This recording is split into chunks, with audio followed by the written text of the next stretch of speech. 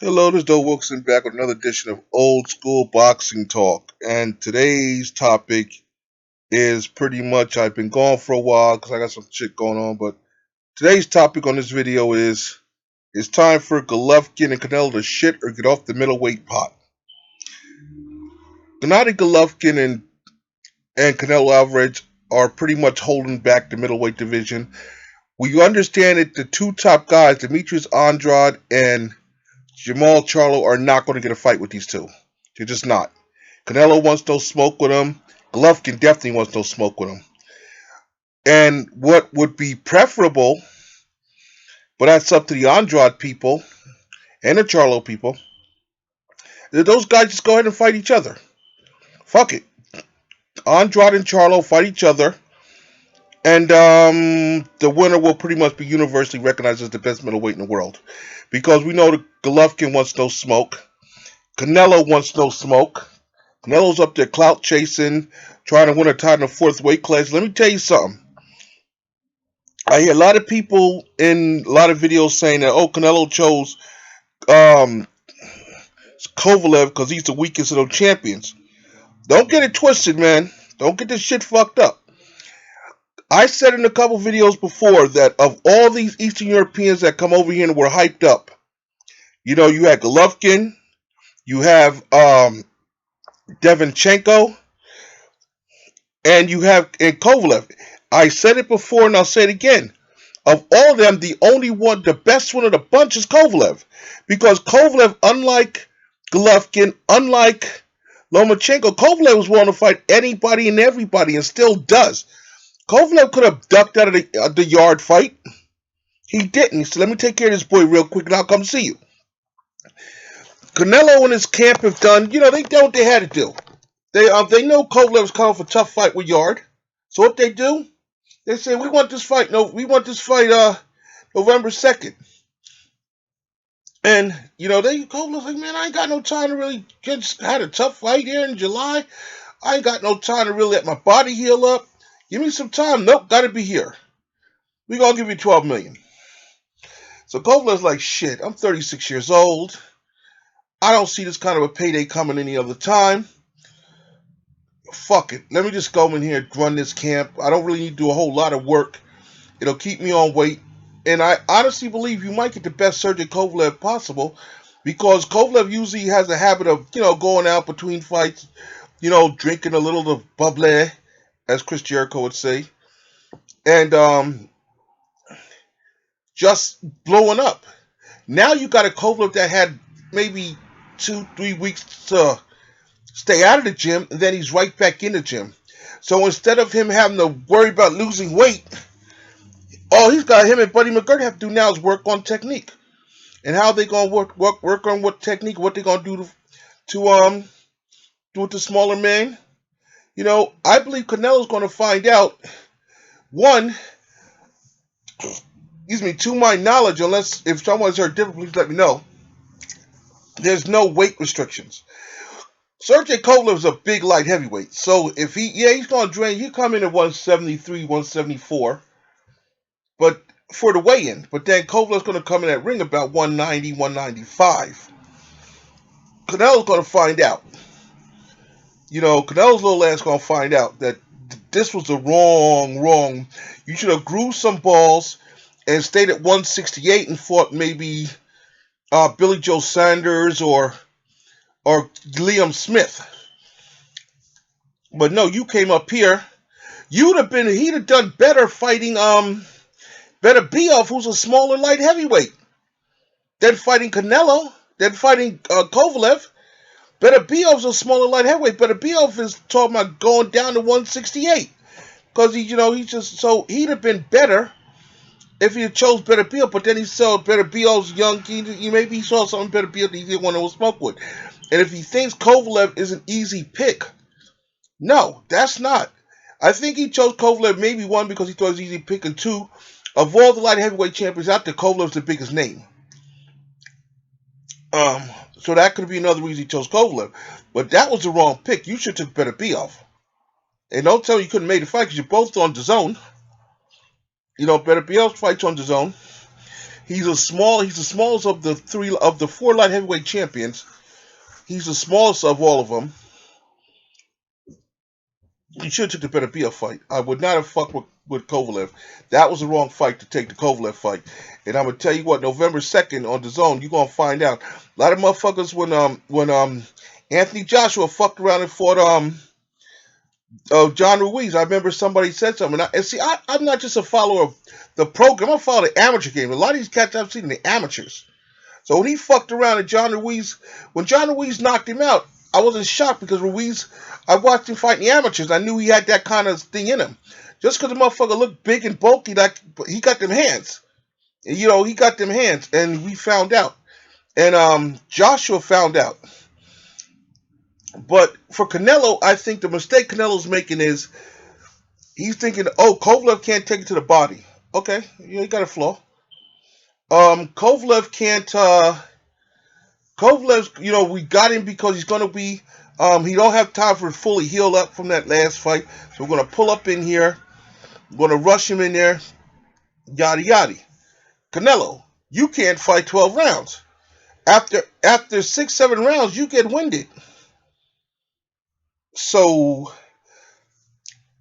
here's another thing. Kovalev has one hell of a jab. For you to get to the body means you got to get through that jab. And I'm sure the Kovalev's working the jab. I'm sure he's working on a fucking uppercut for your little short ass.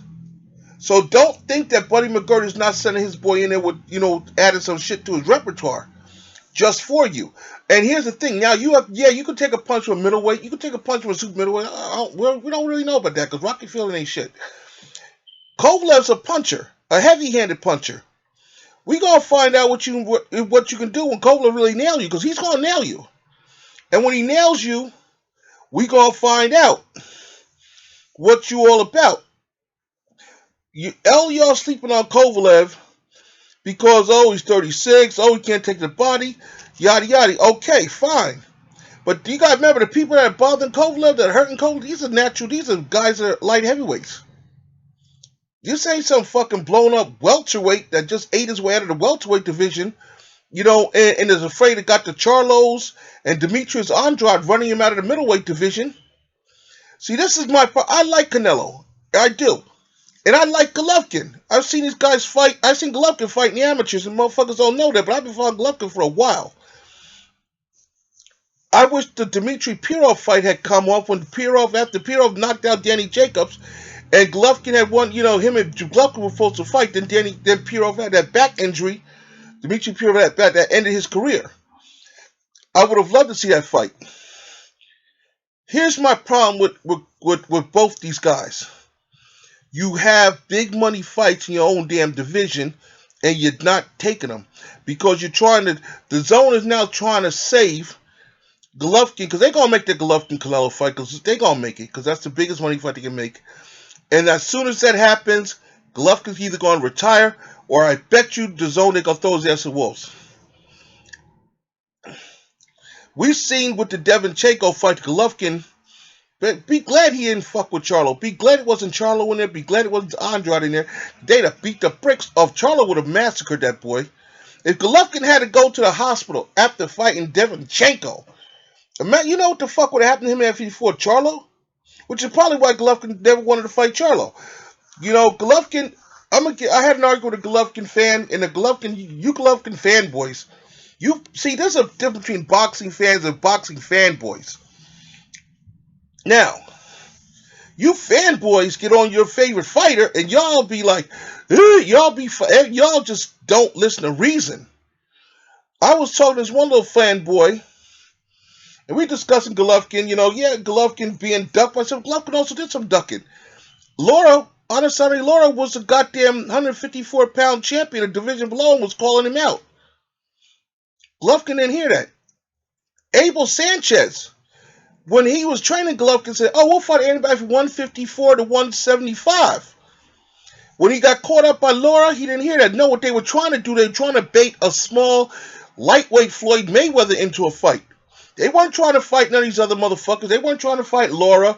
And then when Andre Ward pulled up on him, and the Golovkin fanboys seem to forget the fact that Andre Ward at HBO They were negotiating for Andre Ward Golovkin fight. Golovkin and his people didn't want no smoke. So HBO's like, yeah, okay. How about Andre, you go fight Kovalev?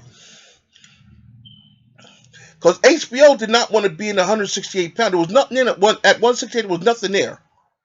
HBO had Andre Ward. There was nothing at 168. They wanted to bring Golovkin up. Golovkin then decided, oh no, I want to unify at 160. You know, his cry was, I want to be undisputed at 160. Yet people say, well, you don't listen to Abel Sanchez, listen to the Troiter. Your man was out there talking for you. Your man was putting it out there, and you weren't shooting it down. When Abel Sanchez was saying to motherfuckers, oh, we'll fight anybody from 154 to 160 to 175, you weren't shooting it down. So you co-signed it. And then when the people the best fighters at 154, Laura called you out, you didn't want to hear that. When Andre Ward said, yeah, we'll do that, you try to talk, oh, maybe you come down to 164. Ward said, man, fuck that, 168. And then all of a sudden, oh, we want to stay, we want to do this. Then you got, then your little Golovkin fanboys come out to show, oh, he's bullying Golovkin. Leave him alone, Andre Ward. Go pick on somebody your own side. Go fight Kovalev. And then Andre Ward said, all right, fuck you. Well, before Kovalev. There's a difference between boxing fans and boxing fanboys.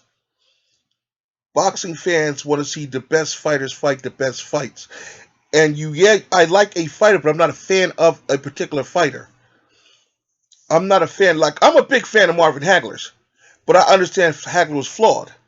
I mean, I've listened, and I understand that. And if somebody, what I don't like is when it comes to today's fighters, none of them stand up to Hagler. None of them. If Hagler was fighting today, Hagler would kill everybody at 168, at 160. Did Hagler have flaws? Yeah, Marvin Hagler was a 5'9". Marvin Hagler could have dropped down to 154 and fought down there. There were fighters that Marvin Hagler ducked, like Mike McCallum. He didn't fight Mike McCallum. He could fight Mike McCallum. He did fight Mike McCallum. There were fighters that Hagler ducked. Absolutely. Just like Ray Leonard and a lot of them guys ducked Aaron Pryor. Fighters get ducked. It happens. When Mike McCallum came around, Marvin Hagler's at the point, I guess he at the point where he wanted the big fights. But Marvin Hagler busted his ass for so long and was legitimate, unlike Golovkin, to get there. Okay. Mike McCallum was a high-risk, low-reward fight. Understand. And he's also, so he wanted to fight in John the Beast Mugabe, which is the fight that pretty much, in my opinion, it's a fight that pretty much ended Marvin. That Mugabe fight took so much out of Marvin, that's when Leonard decided, you know what, I got this. Leonard saw the effects the Mugabe fight had on Hagler, and that's when Leonard decided to jump in there and do his bullshit, and Ray got a decision. I still don't think Ray won that decision, but I accept the fact the judges gave that to Ray that night. I accept the fact that Marvin Hagler is also at fault, because Marvin Hagler had the option of fighting a 15-round fight, but gave that away. Marvin Hagler, this is before that they had the new rule about this. When Hagler fought Leonard, you could middleweights, up until middleweight, you wore 8-ounce gloves. There was still 50 WBA. If you were a unified champion, you still fought a 15-round fight. This is before the WBA and the IBF were still doing 15 rounds. WC had just adopted the 12-round deal. But if you're a unified champion, you still fought a 15-rounder. Now, Marvin Hagler sold the 8-ounce gloves, sold rounds 13, 14, and 15 for $3 million. So as much as I hate to see it happen, I understand the fact Marvin Hagler sold those rights away that he had. Mike Trainer and Ray Leonard, they maneuvered Marvin. They knew if Marvin was wearing 8-ounce gloves, Marvin would have killed Ray. They knew if Ray had to go 15 rounds, Ray wasn't going 15 rounds. They knew that. But they knew that they could buy that thing from Marvin. And Marvin said, yeah, okay. Because Marvin felt so confident in himself that he could do this, that he said, 12 rounds, Marvin, shit, I'll get him in 12. 10-ounce gloves, I don't give a fuck. I'll still knock him out. Marvin sold his advantages. So as a fan of Marvin Hagler, I understand that Marvin Hagler, the fact that Marvin Hagler could have knocked out Sugar Ray Leonard, he could have beat the shit out of Ray Leonard. Marvin Hagler sold that for $3 million. Now, Marvin Hagler living happy that $3 million went a lot further. And Marvin Hagler, after the Leonard fight, walked away from boxing, which is something rare in this day and age that a fighter just walks away from boxing and makes a comeback. But during his time, Marvin Hagler was a great fighter. And in my opinion, one of the greatest middleweight champions ever. And with my problem with you Golovkin fanboys from ESPN, HBO, whatever, ESPN had the nerve to make Golovkin one of the greatest fighters of the last 25 years. Really? One of the greatest fighters of the last 25 years? What the fuck? What you doing? I don't think so. HBO was overhyping this bum. You Golovkin fanboys jumped on the bandwagon overhyping Golovkin. And that's where a guy like me says, whoa, pump your brakes. The boy's good, but he's not that good. He's not great. And you said, oh, well, there was this, he did it because, then your excuse is, oh, well, by the time he got to the good people, he was too old. No, bullshit. Bullshit. He was out there chasing money. Yes, he ducked. Yeah, Miguel Cotto. Everybody knew Miguel Cotto was never going to fight him. Everybody knew Sergio Martinez was never going to fight him. Knew that. But here's the deal. There were other champions out there, Golovkin. You sat there with that WBA regular belt. Not even the WBA suit. You sat there with that little trinket. Not even thinking about going after the other champions in Division Unified. Why? Because you didn't want that smoke. You won vacant titles. Nobody cares about the IBO title. That title, man, nobody cares. You won a vacant, the regular title you won, WBA, that's that regular title. That bullshit, WBA has a million titles. So that you got that. Then you won a IBF title that was vacant. You beat goddamn David Lemieux for a vacant title. You got handed the WBC title because Canelo didn't want to fight you at that moment. Canelo's like, no, I'll wait for a little bit. You got handed a belt. You never fought for the WBO title because you didn't want to. Well, I can't blame you on that one, though. Billy Joe Sanders had a lot to do with that. But in the interim, there were guys at 154 that were calling you out, saying, yo, we want that smoke. There were young lions like that you should have got to then, like Charlo brothers and Laura and Demetrius Andrade. You should have got all them young lions then. While they were pups, you could have got them, but you didn't want that smoke. And then when them young lions grew the fuck up, it was like, yo, you and Canelo hiding up in a fucking tree. Like I see that meme on my man Dante's Box Nation. His dude does his thing. He had Canelo and Golovkin hiding in a fucking tree. And the lions, because them young lions that you should have got when they were young lions that you could have got, instead of sitting around here fighting Anudu Boomba, these bullshit fighters. You fought a bunch of them bullshit mandatories that you really didn't have to fight, and them young lions at 154 who should have took care of then grew the fuck up, and now they right there at your door. Charlo at your door, Andre at your door. Now you got the new group of line, Jared Swift Hurd at your door, at your necks. Canelo, you and Golovkin need to just look. Okay. If you and Golovkin want to have a little third fight, fine. Go ahead, do that. I'm going to tell you the same thing I said about Manny Pacquiao. You hold a championship. People want undisputed. If you're not going to fight the next man up, vacate the fucking belt. Vacate the fucking belt. And then y'all do what the fuck you want to do. That's why I ask for both of you pussies. Vacate the fucking belts and then do what the fuck you want to do. Because after you vacate the belts, fuck it, we'll go on. But you hold the division hostage. See, right now, Manny Pacquiao with the WBA title, he ain't doing shit because nobody really give a fuck about Manny Pacquiao. Unlike Golovkin and Canelo, Manny Pacquiao's earned the right to hold the belt and hold a little hostage. Because Keith Thurman held that WBA belt hostage, and people let that go. But Earl Spence, the fight he want is Spence and Crawford. That's why Manny Pacquiao gets away with holding that BA belt hostage. Because yeah, we like the Manny fight, but really, If it happens, it happens. But the fight we want is Spence versus Crawford. That's the fight we want. So Manny holding that BA belt doesn't really do much because it's not, it's there. We want undisputed. We'll get there. But we want Spence and Crawford,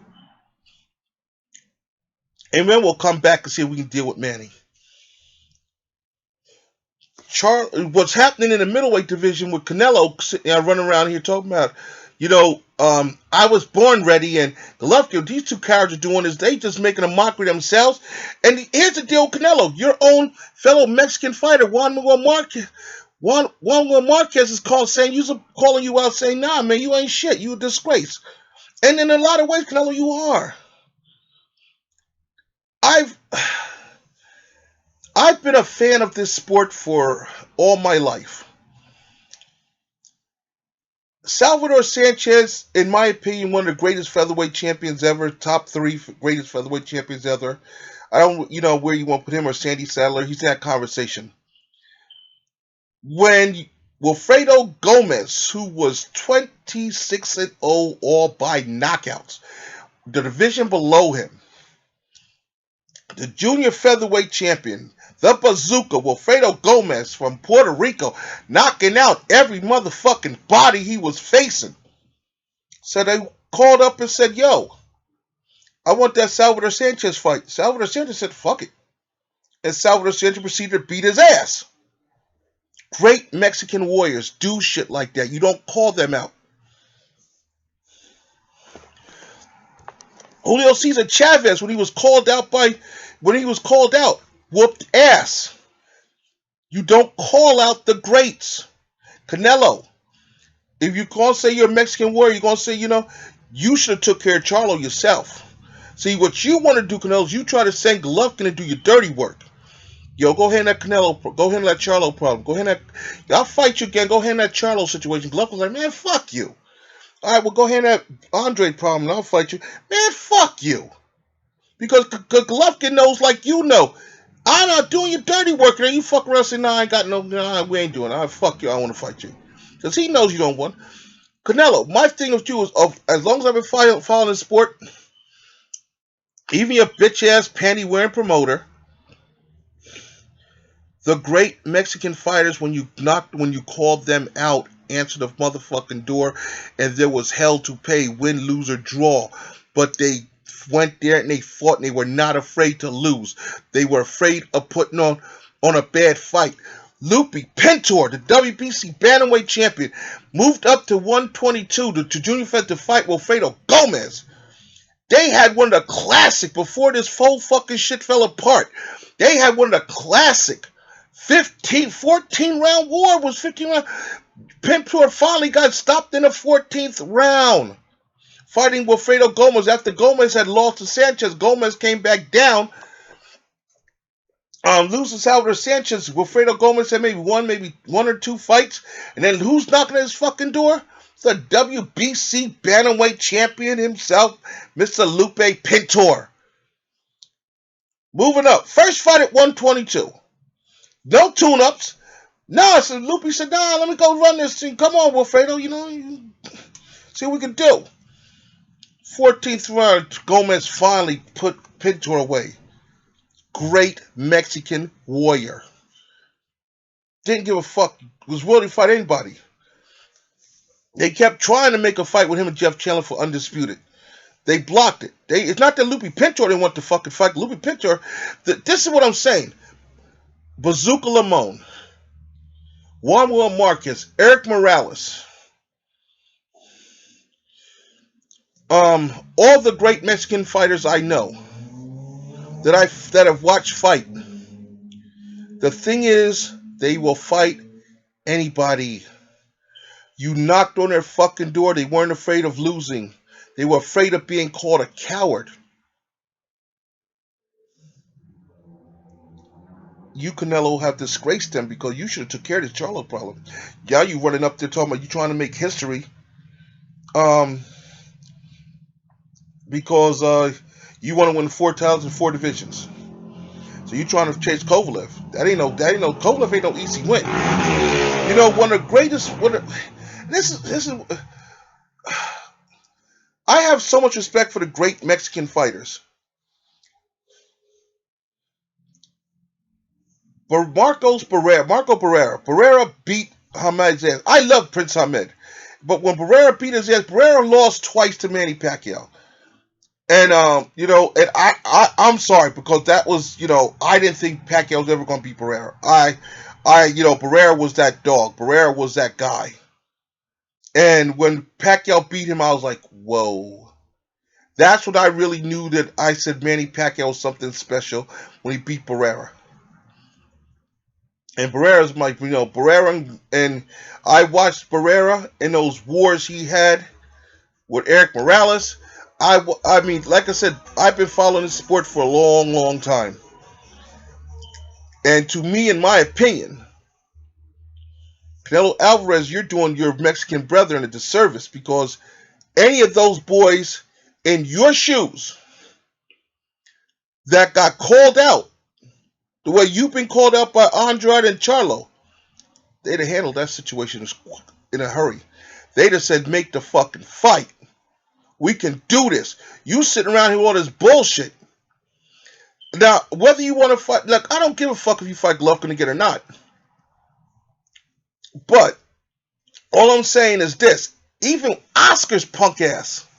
Now I'm gonna say, I'm a detractor. I don't like what Oscar's done outside the ring. I think all that pantyhose shit, that bullshit done outside the ring, has diminished. Inside the motherfucking ring, Oscar was a beast. Inside the boxing ring as a fighter, Oscar De La Hoya was a fucking beast. Oscar would fight any fucking body. And Bob Arum tried to protect Oscar, but he couldn't. Oscar was like, fuck it, bring him. That's what I don't see in you, Canelo. I don't see the Oscar in you. I don't see the Barrera in you. I don't see the Morales. I don't see none of those great fighters in you. Because those motherfuckers was afraid to lose. They were afraid of being called a fucking coward. When you called them boys out, they were like, bring your ass, motherfucker. Bring it. Let's go. All them great Mexican fighters. Even Mikey Garcia, Mikey jumped up to 147, no practice, no run. Yeah, he got his ass beat by Earl Spence, but Mikey's hung in there. He showed that. Now they told Mikey gonna fight Pacquiao. The point is, the great Mexican fighters, they don't have people like Charlo and Andre. Now they're talented, they're great guys, but they don't let people call them out.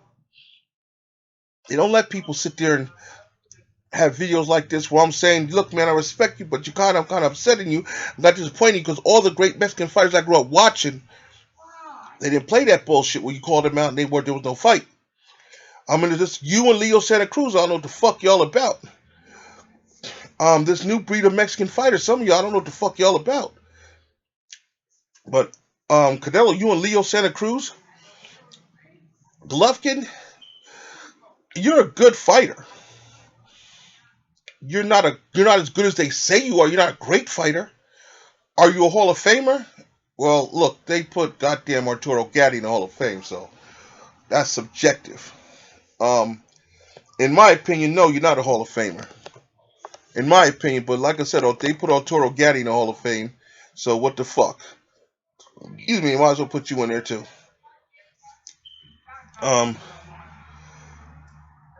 I'm just tired of you guys hold this division hostage.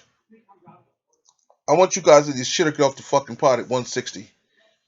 I want Charlo and Andre to stop their bullshit and just come to agreement and fight each other. And then we can sit there and let Demetrius See, this is a funny thing about it. This fight was supposed to happen. Charlo and Andre were supposed to happen at 154. And then that whole shit with Rock Nation came across, and Andre and that whole situation there. And I notice how Demetrius Andre, how he's moving. He don't really want no smoke with Charlo. You don't really want. Now I think Charlo's good. I think Charlo. I don't know. See, this is the thing about this whole thing here with boxing today. A lot of these fighters are good, but I don't know if they're great. I don't know how good they are because you motherfuckers play so many games, y'all don't even fight the best. Don't fight the best. Andrade talks a big game because, I mean, yeah, I can understand you, Andrade. You're trying to Sugar Ray Leonard your way through the Hall of Fame. You're trying to pick and choose who you want to fight, when you want to fight, And then you sit there and cry because the motherfuckers you want to fight don't want to fight you. And the motherfuckers that want to fight you, you don't want to fight. But the thing is, you're not the biggest problem here. The guy at the top of the chain, the two motherfuckers that hold the division hostage, Golovkin and Canelo, they need to be the ones that settle the situation. Canelo, you're supposed to be the lineal middleweight champion. So you should have been took care of Charlo. You gave up a belt not to fight Canelo. So I'm kind of questioning you. Because I don't know any other great Mexican fighters would give a belt instead of fighting a motherfucker. Leo Santa Cruz won't fight Gary Russell. He's moving up to win a vacant belt. You know, I'm sorry, man. You two motherfuckers are disgracing Mexican fighters, man. Because all the great Mexican fighters that I've seen fight, they would look. I don't know if they'd have won a lot of these fights. I don't think it wouldn't have mattered. They would have fought them. There'd have been no talk. There was none of this shit about, oh, why won't you fight this guy?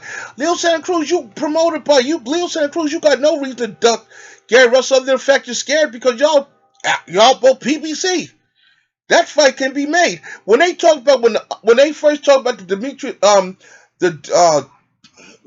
Deontay Wilder Tyson Fury fight, they're putting that fight together. And they said, "Oh, we're gonna have Leo Santa Cruz fight Gary Russell on the undercard." I said, "Oh, there you go. There was my undercard." I was amped. Then you pulled out, and they was then. I was like, "Man, fuck this." But Leo Santa Cruz is a video for another time, because Leo, I'm done with you, Leo. Because you bitched out when you fought that boy, Carl Frampton. Frampton beat you the first time. You got that rematch. You were supposed to get Frampton the third fight. And you was like, fuck that. Because you don't want to fight nobody that'll beat you. Canelo. Losing doesn't drop your stock, man. When you fight the best guys, Roberto Duran, the greatest lightweight champion of all time, after No Mas, lost to a guy named Kirtland Lang. Kirtland fucking Lang. Nobody know who the fuck Kirtland Lang was.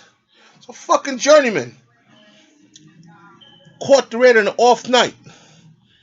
That was the biggest win of his fucking career. Duran went on to win the junior middleweight title, went on to lose the middleweight title shot to Hagler, turned around, came back, won the middleweight fucking title, beating Iran Barkley. Duran's an all-time great because he earned the right. And because, unlike a lot of you pussies today, you motherfuckers that live in this media where, oh, if I lose it, I'm over. It's not over. Look at fucking Adrian Broner. That motherfucker lost every top-level fighter he's fought. He's still getting paychecks. Sean Porter has 3 losses on his record. 3. 1 to Kell Brook, 1 to Keith Thurman, and 1 Earl Spence. And nobody thinks anything less of Sean Porter. Matter of fucking fact, Terrence Crawford won't even fuck with Sean Porter. So you tell me losses end your career? Nah. Sean Porter's going to be ducked just like the rest of these motherfuckers. And he got 3 losses? No. Ain't about the fact he lost, but motherfuckers know that's not no easy win. Terrence Crawford don't want no fucking smoke with Sean Porter. He's thanking God right now that Bitter Bob is like, I ain't making that fight.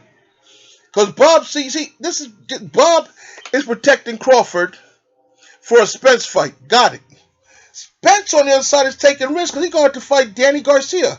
And Danny is no easy win. There's no guarantee that, look, if Earl Spence fucks around, my problem with Earl Spence is this. Earl Spence doesn't use his ability. Earl Spence seems to want to fight to prove shit to people that he can do shit. Don't prove what the fuck you can do. Show motherfuckers what you can do. Fight your best fight. Use all your tools. If Earl Spence goes in there and tries some stupid shit with Danny Garcia, there might not be an Earl Spence versus Terrence Crawford. Because Danny Garcia could whitewash this motherfucker. Don't sleep on Danny Garcia. See, the problem with today's fights is y'all overhype one guy and underrate another guy. And it comes back to bite you in the ass. Judge these guys for who they are, what they are right now. They're not, the best fighters aren't fighting the best fighters, so we don't know how good these guys really are. And stop comparing them to the all-time greats, because they're not those guys.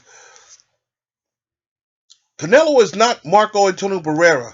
He is not Juan William Marquez. He is not Eric Morales. He is not Salvador Sanchez. He's not Lupe Pintor. He's not even Oscar De La fucking Hoya. Those men have something in common because those men were men that fought every fucking body. Everybody. They ducked no one. No one, of all the shit we can say about Oscar De La Hoya, as a promoter, as a person, as a fighter, Oscar didn't duck a motherfucker. Oscar fought whoever, whenever, however. Oscar fought all. Oscar got all the fucking smoke. Canelo, man, you doing this smoke free shit, or you fight Dan James, take a little puff. It's time for you to start getting some smoke, boy. I don't know how good I don't know how good Charlo is. I would like to find out. I don't know how good Andrade is. I'd like to find out. The only way that's going to happen is one, if they fight you or they fight each other. But I blame you, Canelo, because you're the man that can make all this happen. And you're not. You're the guy that should be look. You're the guy that should be look. Here's a guarantee. Let Andre fight Charlo. I'll fight the winner. Boom. Lay it down. Put it down. Make your word mean something. Give us. You talk about the fans want this. No, the only ones you want that shit is you. What the fans want, and I'm a fan, what we want is to see the best fight the best. We want good, compelling fights. We walk in and say, ooh, I want fights where I walk in and look at this motherfucker and say, damn, I like this guy, but I respect this guy. And you're scared to make a fucking opinion. You're scared to make a prediction because you don't know what fucking way the fight's going to go. See, that's what I want. At 160, I don't know if you can beat Charlo. I don't know if Charlo can beat you. But I want to find out. I want to sit there with that anticipation, those butterflies in my stomach, when you guys make that ring walk, when Michael Buffer, Jimmy Lennon, whoever the fuck's announcing you. I want those butterflies. I want that nervousness. I want that anticipation